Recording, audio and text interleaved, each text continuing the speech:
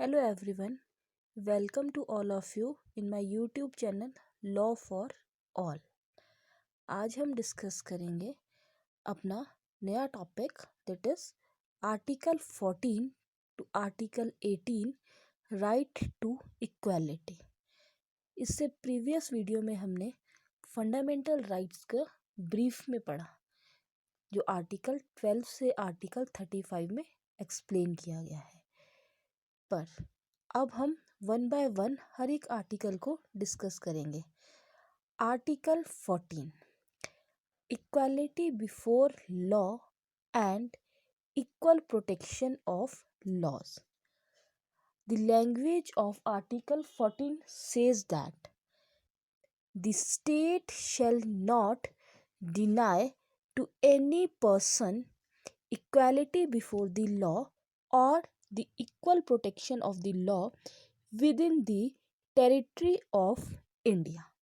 ये आर्टिकल 14 की लैंग्वेज है। किस एंड हमारा आर्टिकल 14 है वो अवेलेबल है सिटीजन और फॉरेनर्स दोनों को। Please remembers there are some fundamental rights which are only available to citizens but not to the foreigners. अगर आपको इस पॉइंट्स का इसमें से डिफरेंस चाहिए होगा तो मैं एक वीडियो में एक्सप्लेन कर दूंगी, बट अभी आप प्लीज़ याद रखिए the fundamental right available only to citizens and not to the foreigners. Article 15, article 16, article 19, article 29 and article 30। ये जो आर्टिकल्स हैं 5 आर्टिकल्स, ये सिर्फ सिटीजन्स को अवेलेबल है, फॉरेनर्स को नहीं। Rest of the articles are available to both citizens and foreigners. मैं आपको नेक्स्ट वीडियोस में एक चार्ट बना के बता दूंगी कि आप कैसे इसको याद करें। Clear? So article 14 available to citizens and foreigner boths. Now the concept equality before law. Article 14 को आप इस तरीके से याद रखिए, ये दो कॉन्सेप्ट्स हैं, एक equality before law and the second one is equal protection of law. So equality before law originate हुआ है हमारा ब्रिटिश कॉन्स्टिट्यूशन से। आर्टिकल इक्वालिटी बिफोर लॉ है जो हमारा, वो ओरिजिनेट हुआ है हमारा ब्रिटिश कॉन्स्टिट्यूशन से। एंड दिस कॉन्सेप्ट ये कहता है हमारा the absence of any special privileges. इसमें कहा गया है कि किसी भी पर्सन को कोई स्पेशल प्रिविलेजेस नहीं मिलेंगे। All person to be administrated by the ordinary law courts. And third one is no person is above the law. Special privileges means whether the person is rich, poor, high caste, low caste, इस तरह में कोई भी differentiate नहीं होगा। हर person को और law की आइज में इक्वल ही ट्रीट किया जाएगा। ये इसका फर्स्ट कॉन्सेप्ट है। And the second concept equal protection of law. Equal protection of law हमारा ओरिजिनेट हुआ है अमेरिकन कॉन्स्टिट्यूशन से। प्लीज रिमेंबर, कई बार कॉम्पिटेटिव एग्जाम्स में ये 1 मार्क्स क्वेश्चन बन जाते हैं। So equal protection of law originate from American constitution and the equality before law originate from British constitution. Now equal protection of law क्या कहता है? The equality of treatment under equal circumstances both in the privileges conferred and liability imposed by the loss. ये हमारा equal protection of loss कह रहा है।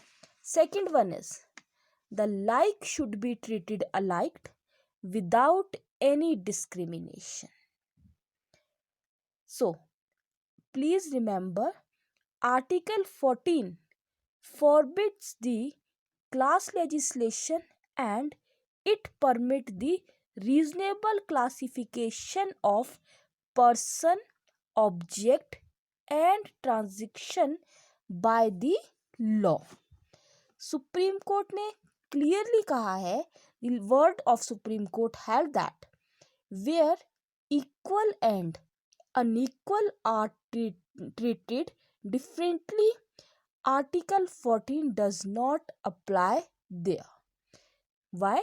Because Article 14 forbid the class legislation. It permit only a reasonable classification of a person, objects and transaction by the law.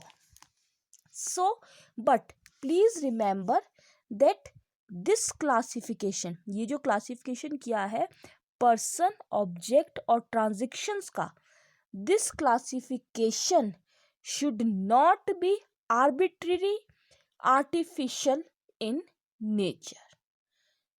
It should be based on a exact substantial grounds. Clear? Now, one very important concept under Article 14 is rule of law. Rule of law क्या है?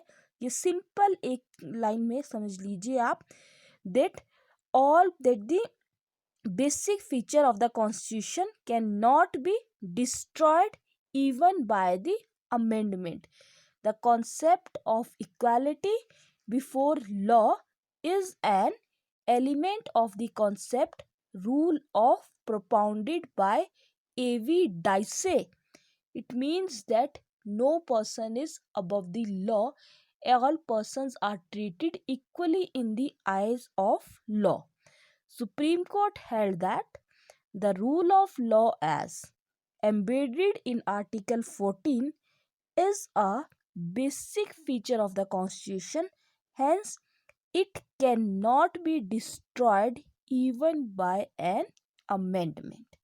So please remember, और आप अच्छे से article 14 right to equality को समझिए.